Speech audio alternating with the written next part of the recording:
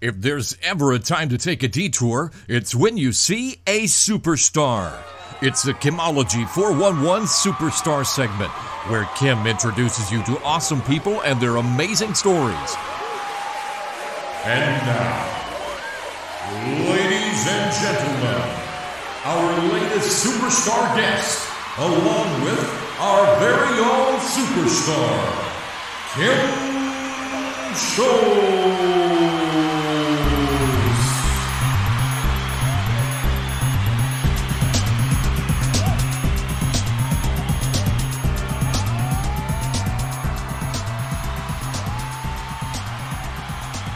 Everyone, and welcome to another superstar segment of Kimology 411. I am excited today because my friend Tiffany Langer is our new superstar guest for this week. Oh my goodness. Hey Tiffany, how are you? Hi guys, I'm doing wonderful.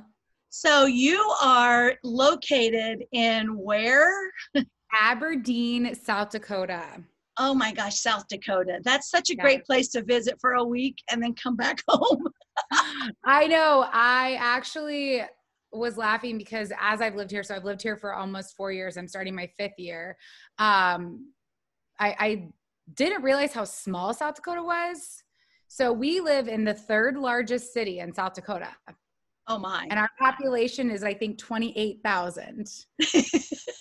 So yeah, we are small. The state has under 1 million people in it. Oh my, and probably because it's a little chilly. Yeah, you know, today is a nice day. Yesterday was really nice, but then man, I said everybody thinks Kansas weather is crazy, but like they have never seen anything like South Dakota. Like we got 130 inches of snow, I think last year, like last winter. Once it snows, the snow doesn't melt. It just turns to ice. And then you just like have a bunch of snow until May.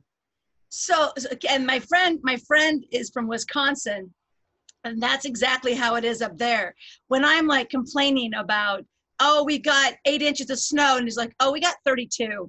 Like, oh, 8. I know every time somebody tells me like that, oh, we have whatever inches of snow. I'm like, oh, is that hard? Like, your life is really hard. Because my best friend, I think that Topeka got like a record 32 inches over the winter season last year or the year before. 32. We can get that in a weekend. A weekend. Like, I remember the first time when they're like, we're going to get 24 inches of snow. And I was like, wait, at one time? And now it's just normal, you know, you just hunker down.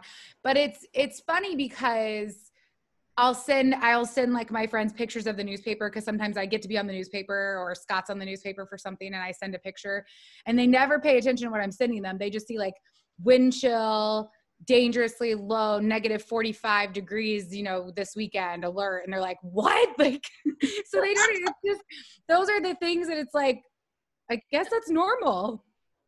No, that is not normal. It's beyond. Like, do you leave? I mean, because they probably have a pretty good system of cleaning your streets, if possible.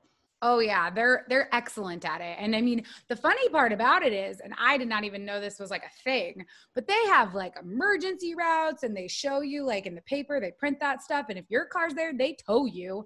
Mm-hmm. And sometimes they put it back and then they ticket you. And they have that system so good. It's impressive. It's beyond impressive. You know, but my husband is a hockey coach and he is incredibly impatient. So we live on a new development and I mean, we're on a dead end. So we're pretty much last priority. Like, right. And I get it, but Scott does not understand that. So we got a huge snow in April. It was during playoffs, obviously not this last season, but our Robertson Cup winning season in 2019. And Scott was losing his mind. Like he was like pacing, like just how am I going to get out? How am I got to get to the rink? You know, I said, Scott, I don't know what to tell you. He made the owner of the team with this big old truck. Like he's like, I don't care if he has a snowmobile back here. Like he wanted out of here. So now we have a guy who we're like number one on his list and he knows like 7 a.m. be at our house. to get you to get you out. Now, see, I think Kansas, I think it sucks for us because it's like when you get tons of snow, like Colorado, stuff like that, those systems are on it. And then, of course, you've got like Florida and Texas. And I apologize for any pounding. If you can hear pounding, still putting siding on my house. I apologize for any dog barking. So, so Texas, Florida, you know, they're like, you're going to get a half an inch of rain, maybe some ice. They just close everything down. Like they're just like closed down. But in Kansas, we get just enough snow to where they're like, yeah, we'll get it cleaned off, but we don't really care too much. So they're not awesome at getting our snow off because it's really kind of like in your situation, it's really not that big of a deal. But for us, it's a big deal. It's like, I can't drive in 8 inches of snow. You got to get this cleaned off. And I think too, people in Kansas, I mean, I would say you've got a split on like, know how to drive in snow, don't know how to drive in snow. Like it's not a very like good, a lot of people don't. No. And you guys have a lot of cars there that aren't like here. You don't really see cars in the winter. I mean, it's pretty SUV truck. Like if you're driving a car, you're ballsy. I mean, that's the first thing I did was trade in for a 4-wheel drive Jeep. I mean, it was like, and so, but I feel like everybody here is pretty good at driving in the snow. Right. And so it's definitely a different feel. But it's funny because people in Kansas always complain about the 4 seasons in a day. And I'm like, you have no idea how extreme that can be. Like it is way crazier here. Like it'll be 90 degrees and then 20 inches of snow. Oh my, see now, it's always funny to me when everybody always thinks that they have something special going on because you can do the same thing in different places. I mean, we don't have 20 inches of snow, but the weather, and someone will go, oh, the Kansas skies are the best. And you're like, it's a sky. Yeah, it's so true. I always laugh though, because I do notice a lot of weird things about South Dakota. And I always will say that to people. Like, I mean, you know, this is like just a thing in South Dakota. Like this doesn't happen anywhere else. And they're like, what? Like, they're so like, what, like, you don't have Chislik? And I'm like, no, you made that up. Like, you literally made up frying steak and dipping it in ranch. Nobody else does that. Like, it's strange. I mean, it's good. It's just not really like a thing anywhere else. Like, it's a weird word. And they're like, what? Like, that is cool. I've always lived in Topeka, so I have absolutely no clue, but I do travel a lot to different places. I love coming to South Dakota. I love going up there and, you know, get a cabin and go see Mount Rushmore. And they've got a spring. It's inside spring that you can go in and go swimming. It's huge. We used to take the kids up there and the water was really warm. It didn't matter when it was, but it was actually rocks on the bottom because it was actually a spring that they built this huge building over with like slides. And so that was always a fun vacation, but we always went in the summer. Right. And I think South Dakota, that's one of my favorite things is that it's a really cool place that a lot of people can drive to. Yeah. So it's not an overly expensive vacation. It's very affordable. And there's a lot of just natural beauty to South Dakota. Yeah, so, and I agree. It's remarkable, the tourism aspect of how important that is to South Dakota too. And I'm not an outdoorsy person, so it's really funny. I mean, my husband's from New York. I'm from Topeka, which I don't really feel like I was ever overly exposed to outdoorsy things in Topeka. Right. And so it's funny moving here, and hunting and fishing is such a huge, and everybody's like, do you? And I'm like, no, like if I hit an animal and I'm driving, I cry about it for like 2 days.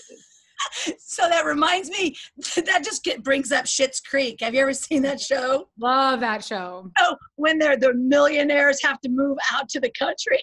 I could just imagine you and Scott. We're like, and the best part is everybody asks Scott, because, you know, most guys like outdoorsy stuff. And so everything he goes on, they're like, do you like to hunt? Do you like to fish? And he's like, no. Like our idea of vacation is like going to a really nice hotel and like laying in bed and ordering room service and watching ridiculous stuff on TV and then going to the spa. Like that is like our like, how great is this? Or Scott likes to just stay at home. Right. He loves home because he's on the road all the time. Yeah. But yeah, people are like, do you like to go and, you know, you have to like fishing. And I'm like, I mean, I'll go fishing, but we got to throw the fish back. Right. Like and I don't own the poles, but I could probably, I love to fish, but I don't need to catch anything. I love to sit, drink my beer, and just Right? throw it in with my bobber and then reel it in and then throw it in and just see how great I can throw it in and then reel it in. Yeah. I love fishing, but to actually catch something nowadays. Yeah. I did finally go golfing for the first time. I mean, that's one thing COVID did for me. I finally like was so like, forget it. I'll just go, you know, because I was so desperate to just like have a life. So I went golfing and I was really good, but not really good. Just like the more I drank seltzers, the better I got. So I documented the entire thing on my Instagram story. So it was really fun. And, yeah, maybe I'll go back sometime. Who knows? Who knows? So you brought up COVID, and that's the big thing going on right now. And I have a love-hate with it, you know, like, because I have built my business so much, changed philosophies. I've met so many amazing people. Being able to do this is actually cool now. Whereas before, people would have been like, that is so generic. And I can't believe you're doing that. And nobody would have wanted to even watch a video like this. But now you've got all the superstars and you've got the late night show and the news. They're all doing this, and it became the cool thing. And it's like, I've been doing this for a long time. I just never posted the videos because I have the podcast. And I thought, I'm like, nobody's going to watch these videos. And I will upload a video and I'll have 5 views immediately, which is crazy to me. But then I hate the COVID because I'm closing down businesses and I'm watching people suffer financially, mentally, and that people are fighting and they're so angry with each other. And if you don't wear a mask, you kill people. And if you do wear a mask, you're a sheep. And everybody wants to control everybody, because the narrative with COVID was, you're going to do this for everybody else. And I think in my mind, if we would have just said, this is how we're protecting you, and we would have made it a me thing, we would have probably followed things a little bit differently. But when you started telling me, no, you're just protecting everyone around you, I was like, that doesn't sound right to me. So Kansas, we're all split. We've got like 90 counties that have no mask mandate.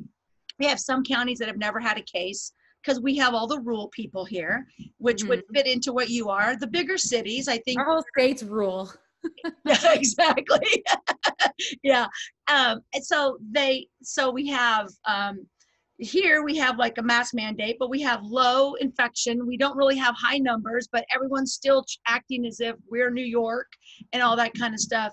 What is going on in South Dakota? Like the mentality, and like, what are your struggles or accomplishments or whatever?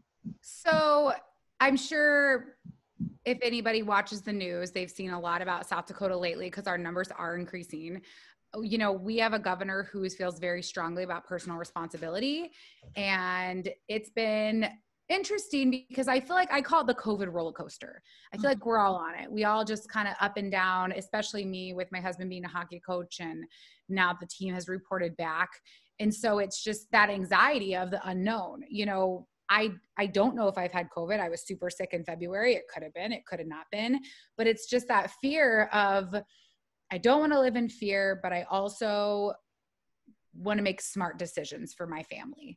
Right. So Aberdeen, where I live, did shut down for a couple weeks, you know, and by shut down, I mean restaurants, bars, and by restaurants, just the indoor seating. They could do carry out, and hair salons. And that was for a couple weeks. And then they brought it back, and we haven't shut down since. I don't foresee Aberdeen shutting down. Our governor let it be by city mandate and by state mandate.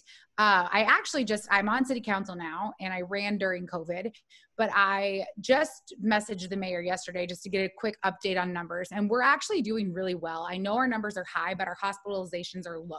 And that's my biggest concern is I want to make sure that our hospital is able to handle what's going on. And as long as that's happening, That's my number one concern. You know, I am wearing a mask. It's not mandated, but if I'm going to a big public area, I'm going to go to a board meeting later and I'll be wearing a mask, that I'm going to be around people, I wear the mask. Right. But a lot of people don't. I would say here, the majority of people don't. We do have 2 colleges in town, and I know that they were having some issues, but the numbers are starting to go down. What I find is interesting, though, when I talk to a few people, and I'm curious to see if you agree with this, a lot of people aren't telling when they have symptoms now because they're scared they're going to get quarantined and they can't afford to. A lot of people can't afford to be quarantined for 2 weeks. If I get quarantined for 2 weeks, I can still work. I can work from home. I can operate fully, but a lot of people can't. So that's really interesting to me. I've talked to several people in town and a few people out of town who have said that. So I don't know if that's something you think as well, but I agree. And so back when the PUA came out and people were getting all this money and these employers were pumping money towards people, I mean, if it was a cough, people were like, I need to go get tested and I need to go get quarantined because my sister's cousins, whatever. And it was like the cool thing to do. Like everybody wanted to get tested. Everybody was kind of freaking out a little bit. Well, now the money's kind of dried up in my mind and it's not all there. You've got employers that are like, do you have vacation time now? I mean, it's been 6 months. So now you are correct. It's like, if you have that cough, and I've got allergies, asthma, I'm always sick. So people look at me when I cough and my daughter looks at me like, do not cough in public, Mom. What are you doing? I know, it's I'm like, so awkward. But I can't breathe because of since I've been 7 years old, illness. And so I do believe that people don't want, like another friend of mine on Facebook the other day said, if you wondered where I had been at for the last 15 days, I had COVID. And these were this is what happened. But no one knew he had COVID. No, he didn't get on there and go, all right, guys, feel sorry for me. I think now people are like, it's like a plague. So you don't want to get it. Like, no, yeah. Then you become the person like, it's your fault that everybody is sick now because you went out to eat and didn't know you were sick. And it's that blame game. So at first it was kind of like, oh no, you have COVID. And now it's like, you have what? Why did you go out? So we have that shift here. People are just kind of like, I'm not saying nothing. I don't feel good and I'm just going to stay home. And of course, when I potentially got exposed and I called my doctor and I said, do I need to get tested? And he said, if you haven't got a call from the state, and you don't have any symptoms, wear a mask whenever you're around people. And you don't have to quarantine though. That's the rule. Like if you don't get a call from the state and you feel fine, wear a mask. He said, right. That's the best thing you can do. So I did. And I canceled my appointments. I mean, I stayed very much at home if I could, but I wore a mask everywhere I went, and that was what I did. And I don't think I had COVID. I don't think I was actually, it was just a very potential, but yeah, I didn't tell a person, anybody. Oh no. I'm not gonna be like, oh, guess what? Like I was very like, wear the mask. But I will say, I feel like I get judged when I wear the mask. I do feel like that. Yeah. And it's uncomfortable. I believe that it's extreme on both sides. I'm always in the middle person. Oh, I have same. Absolutely. Please do what you want to do to make yourself feel comfortable. Like I have supper club on Thursday this month, and a couple of the people are like, oh great, we're going to Specs. And I'm like, oh, you should join us. And they're like, I'm not comfortable being around large groups. I was like, okay, well maybe in the future. I'm not going to say, oh my gosh, because honestly, that all I want to do is take care of myself. But because we started this project out, this virus out, us having to protect everyone around us, we have become superheroes in my mind. Like, I will do what I can. And then the other people are like, okay, you're wearing a mask and you look stupid because I'm reading these articles, you're reading these articles, and these are the articles no one are reading because they're the truth. They're the real things happening. When I said too, like, I could literally I'm pretty good at Photoshop.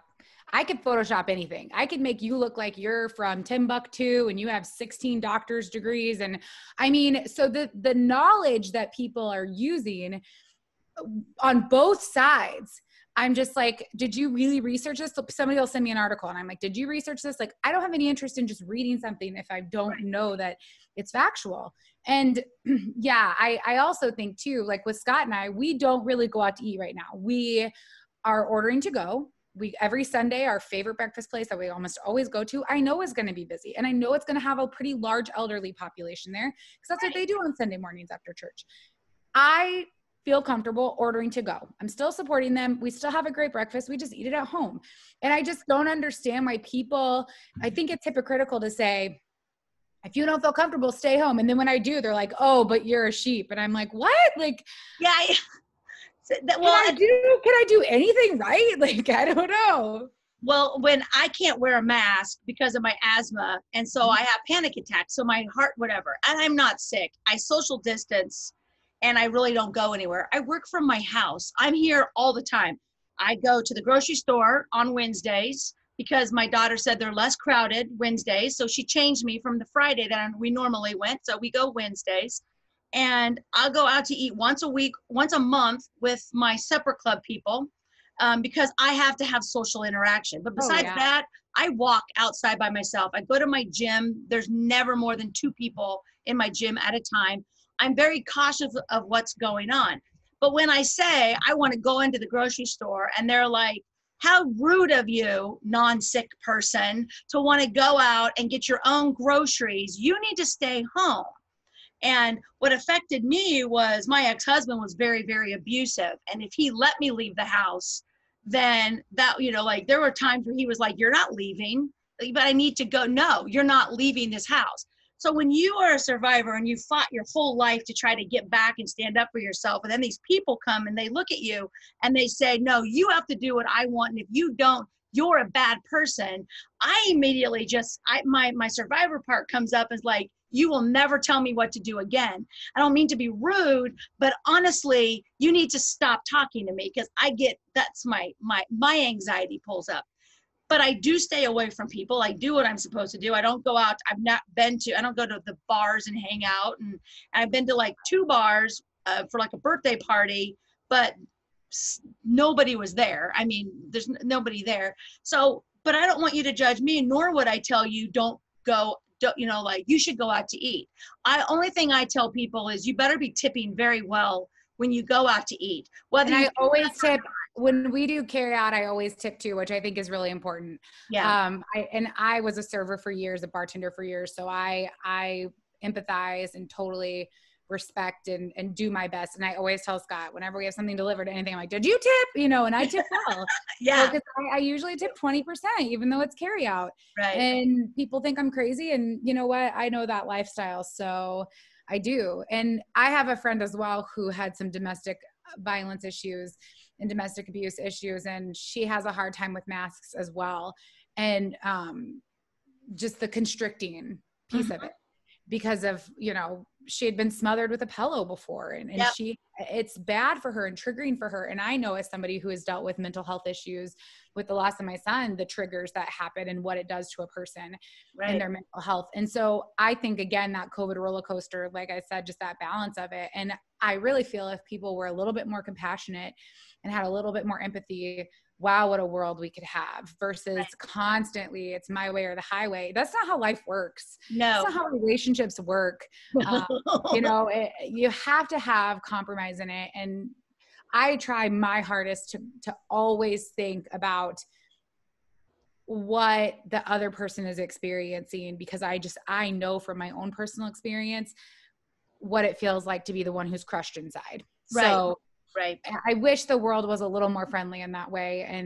And all I can hope to do is continue to be kind and spread love for sure. That is what I try. That's what I try to do. Try to spread a positive attitude.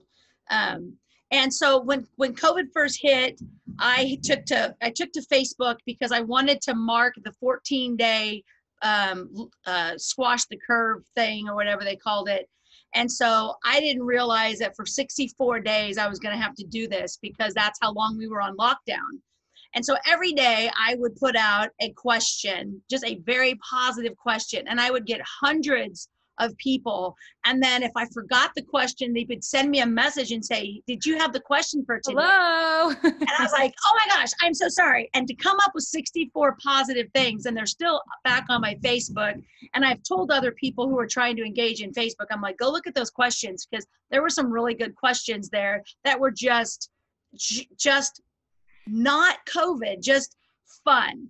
And I noticed on your Facebook a while back, I noticed that you had a problem locating cheesy potatoes.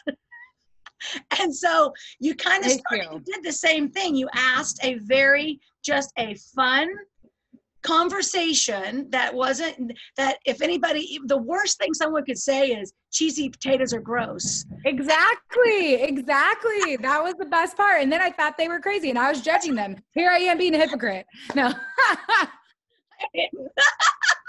I mean, but who doesn't like cheesy potatoes? Oh, I know, especially with barbecue. If you have barbecue and no cheesy potatoes, you are not a good barbecue person. As far as I don't even want your barbecue. Goes in the trash. Cheesy potatoes are so easy with the hash browns and cream of chicken soup and you put cream of chicken soup and some onions and some cheese and it makes them fluffy and light, and oh my gosh, yeah. So I saw that and I thought it was funny. But then I was in Branson a couple months ago looking at some shoes, and they had all the fancy shoes, and they had an entire wall of Crocs. And I'm talking Croc slingbacks, Croc flip-flops, Croc shoes. And I was like, where the heck did these Crocs come from? And then you post on Facebook, what's up with the Crocs? When did it's just like overnight, it's like COVID happened and then Crocs are back. Like, COVID was probably the best thing that ever happened to Crocs, because apparently all hell's broken loose and everybody I'm not kidding you. It is like the new thing. No. I even saw somebody dress up. They're like looking for a way to be a Croc for Halloween. And there's like leopard print Crocs. Oh, no. And apparently they have the things that go in the holes now. Yeah. Yes, you do. Yeah. Well, I guess if you're working at home, you want to be comfortable. I don't wear shoes, but I guess maybe some people would want to wear shoes, and now they can put their fancy, like I have my t-shirt on here, then I've got my exercise pants, shorts on here because I'm comfortable. Maybe they feel as if they need shoes on and they want to be comfortable. I don't know. I have UGG slippers. They're wonderful. I can give anybody the link. Like if you ever see me walking around in Crocs, I've either lost a bet or I've lost my mind. Those are the two things.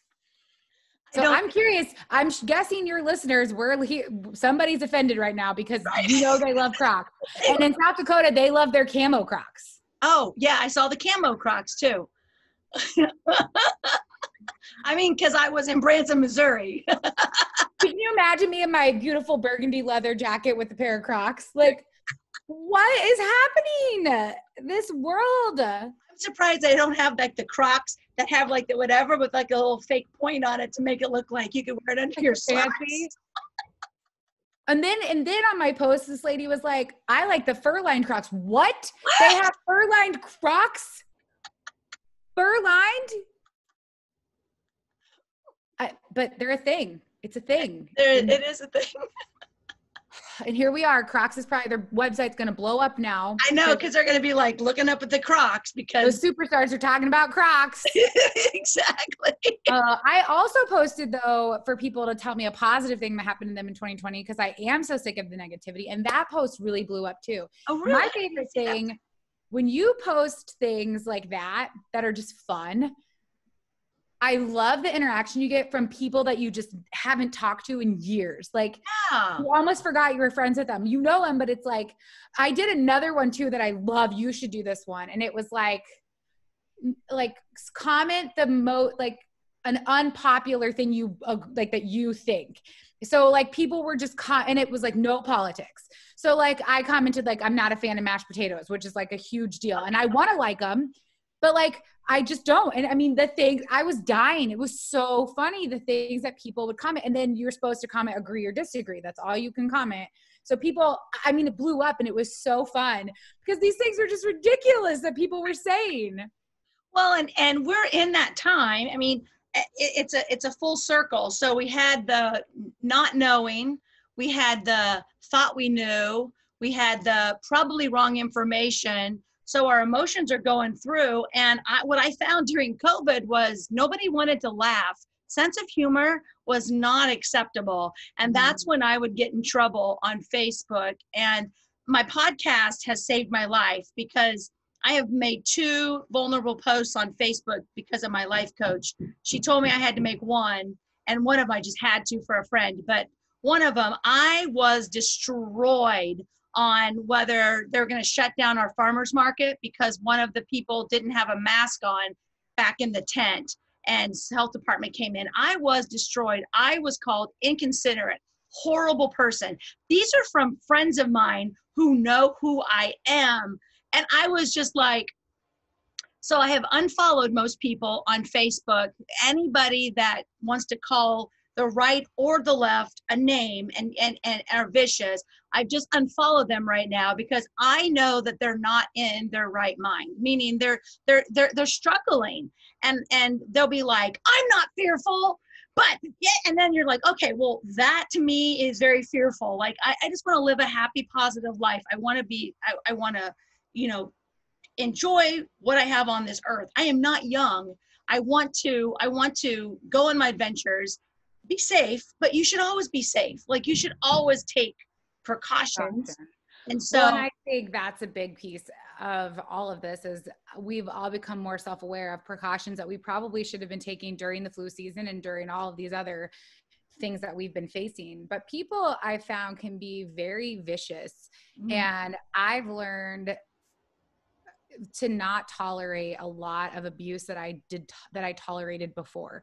yeah. In the last year, I've done a lot of growing, and it's been incredibly powerful, the ability to say, there's a season for this friendship and there's a season for this relationship. And it's changed me and who I am. And I'm thankful for that because it takes a lot of strength to recognize when something's toxic. Right. And so it's good that you recognize that, and people show their true colors. Yeah. And well, yeah. And I think because you went through a really, really hard time. And,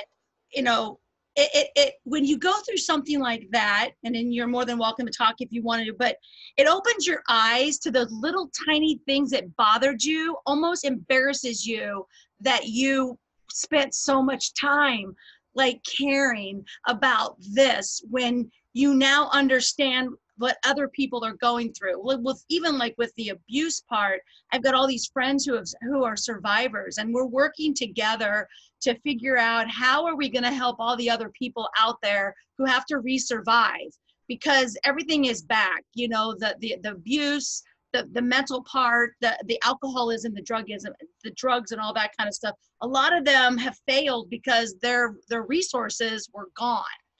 And, every day is a struggle for them. But some people like to nitpick and evidently have never encountered something that has just changed their entire life. And I think too, a lot of times we think that things have happened to us that are life-changing that really aren't. And, in the moment, it feels like something is just so horrific that we think it's the worst possible thing that can occur in our lives until the actual worst thing happens. And, I'm totally open about, my husband and I lost our son in July of last year, and I was 36 weeks pregnant. Everything was normal. And, that was a complete and utter just shattering moment in our lives. And I didn't really know how crazy my life would change. And it really did. I mean, I look back 1 year ago today, and I have a blog called Strength and Grief about it. And I just did a blog post last night talking about my mental health. And you really don't know the depths of your depression until you're out of it. Right. And I talk about how the band was playing the other morning, and I heard it because I live next to the high school. And I thought, I lived here last year and I never heard this band. How did I not hear that? So then that night, the high school was playing a football game. And I asked my husband if that was how it was last year. And he like laughed and was like, yeah, it's that loud. Cause I thought the neighbors were having a party, but I was in such deep depression and despair. I never heard that. And it blew my mind that your mental health, that your body shuts down because your body's protecting you. And it was so exciting to me because I could hear joy again. And it was the first time that I really realized that, and what an epiphany. Like, but people don't realize when they're depressed. And I think COVID has really hurt that mental health piece because we're alone and we're isolated. And people say, oh, I'm an introvert. I was built for this. We're not. No. Even if you're an introvert, you still like some social interaction, whether you're talking with people or not, but just being in a room with people makes you feel alive. Right.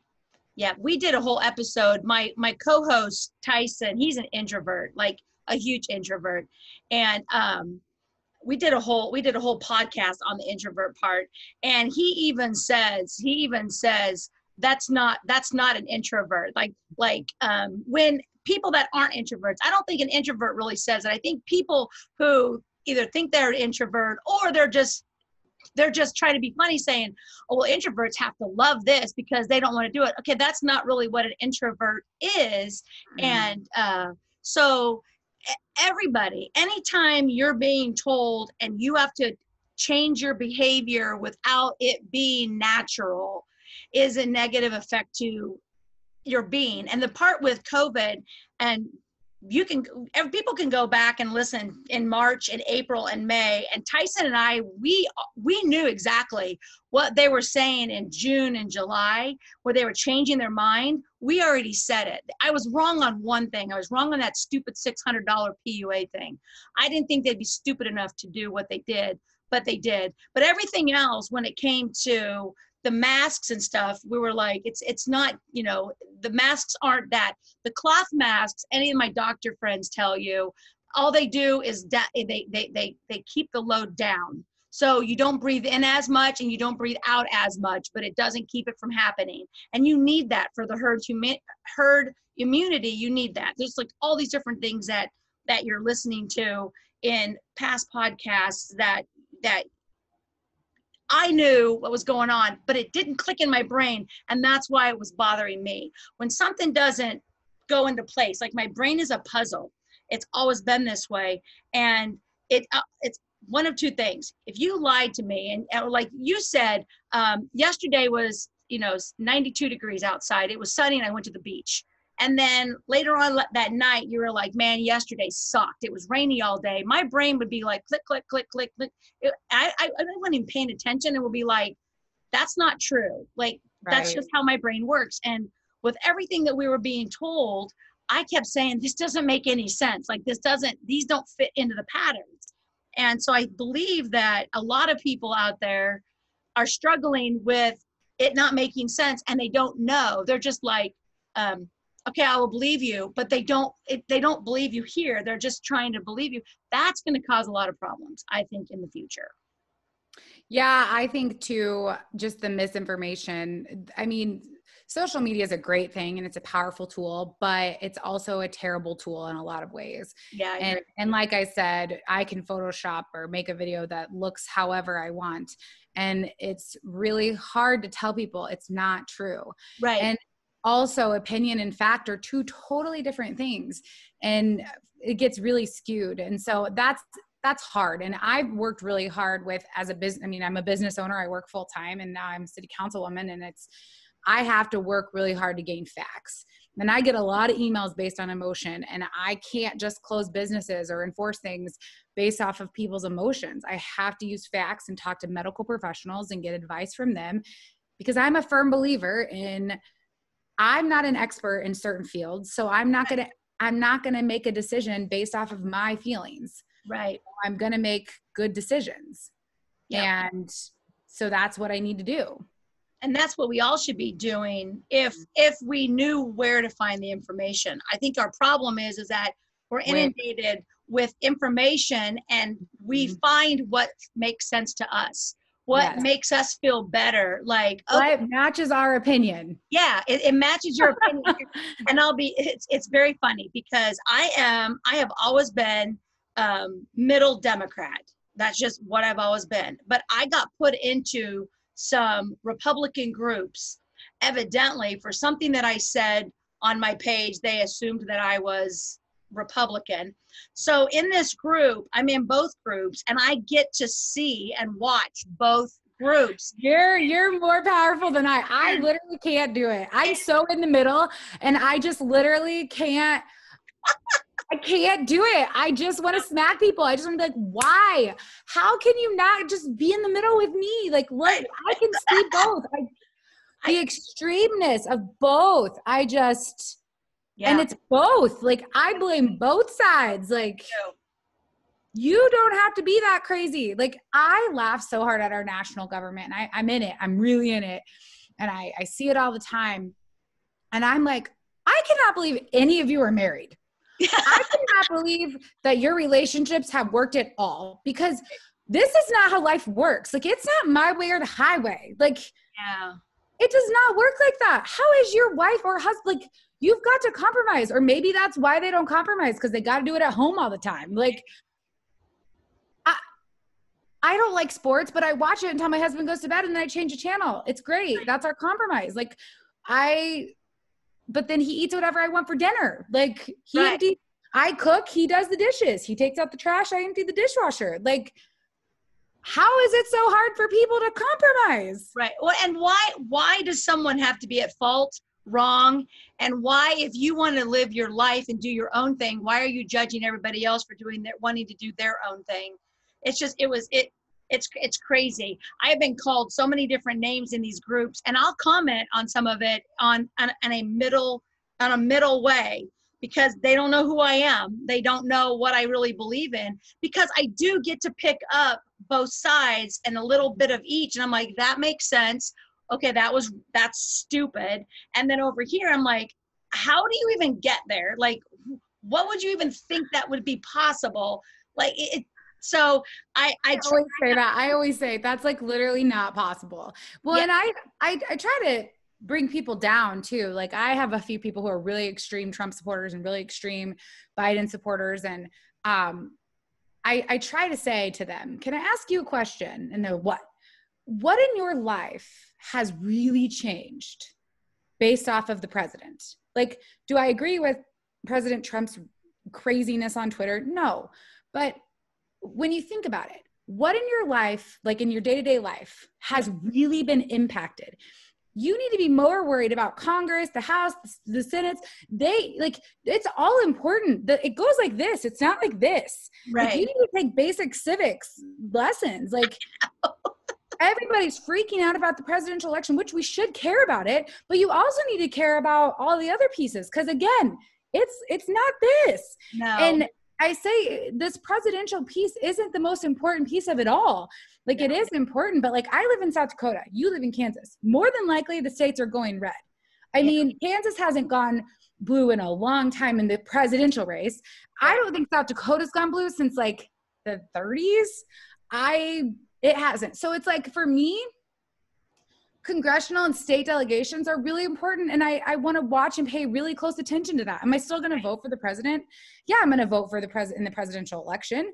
But I know that. But it's just, people just tear people apart.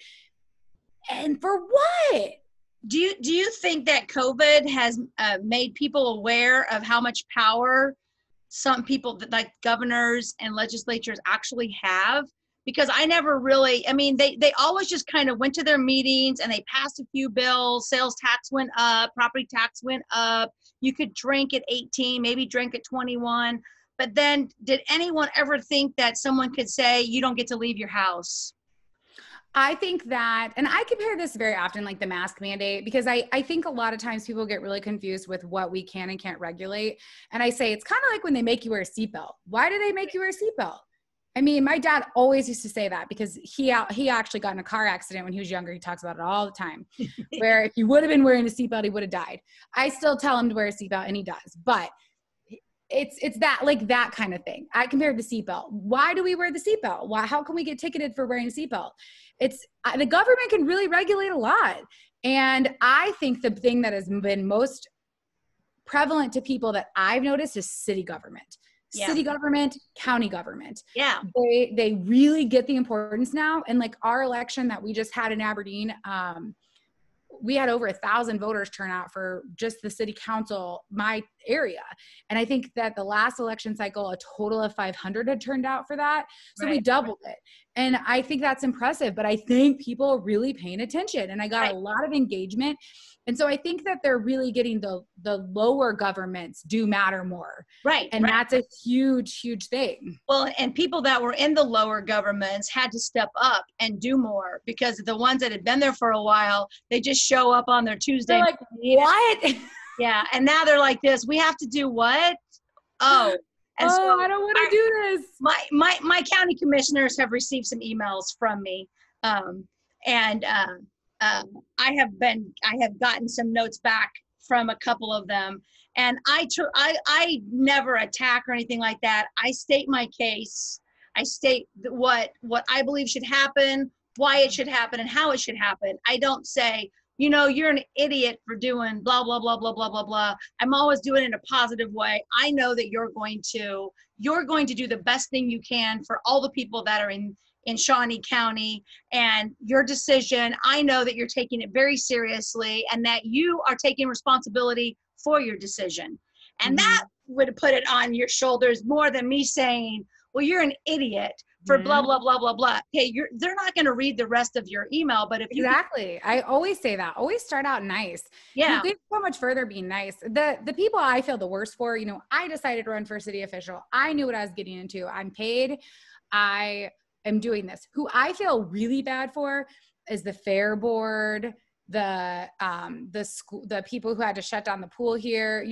They're all volunteer positions, and the amount of attacks that they received were just unacceptable, in my opinion. Like, the thing that's sad about it too is reasonings behind stuff like the pool, for example. Our pool got shut down, and they had spent a lot of time researching it, and a huge part of it was there was just no way to control it, as far as like, okay, we need to have this number in there, and then if we have a case, what do we do? And we have this huge line waiting because we're clicking people in or out. Like, it just didn't work.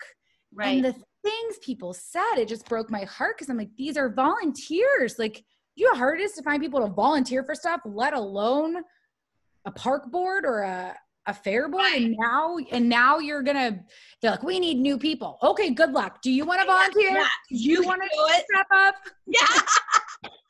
What are you doing once a week? Like, well, and when it first came out, my attitude then and my attitude now is I suffered, I was like 3 years worth of depression with my second ex-husband, where I just spent time with my daughter. I've scrapbooked. I never left the house.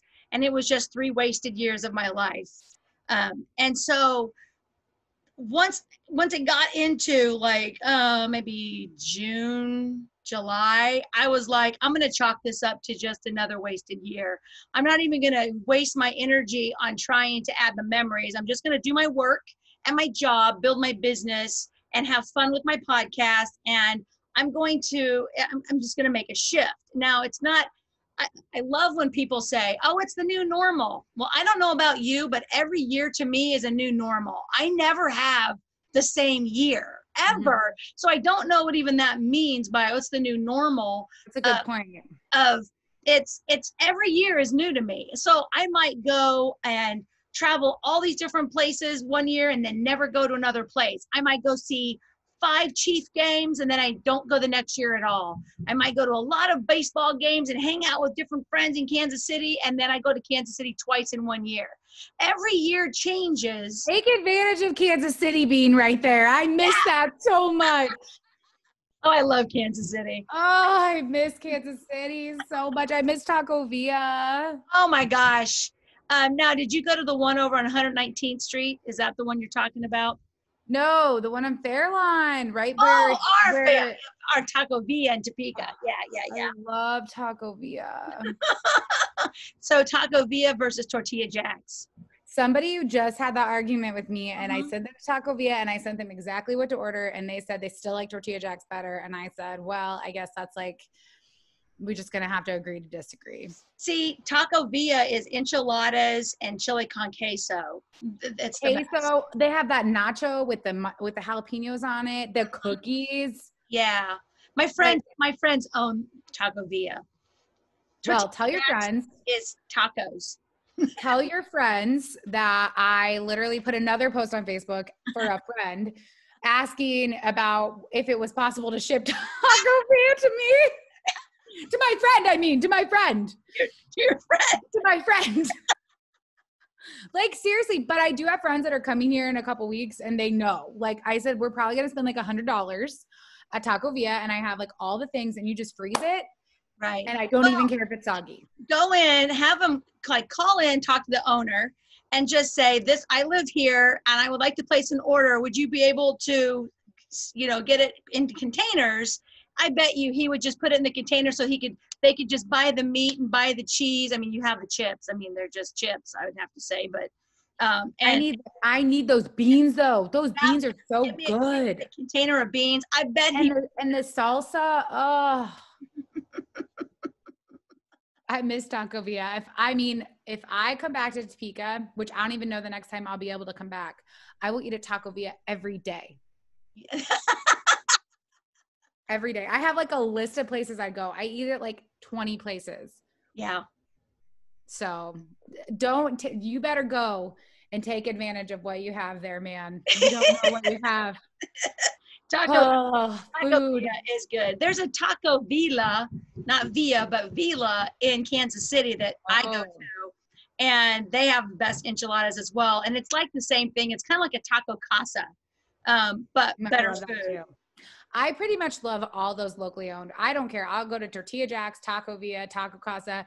But if I'm going to Taco Casa, I'm going down to G's and getting some frozen custard. Yes. Now, Taco Casa is no longer Taco Casa. It's Big Al's.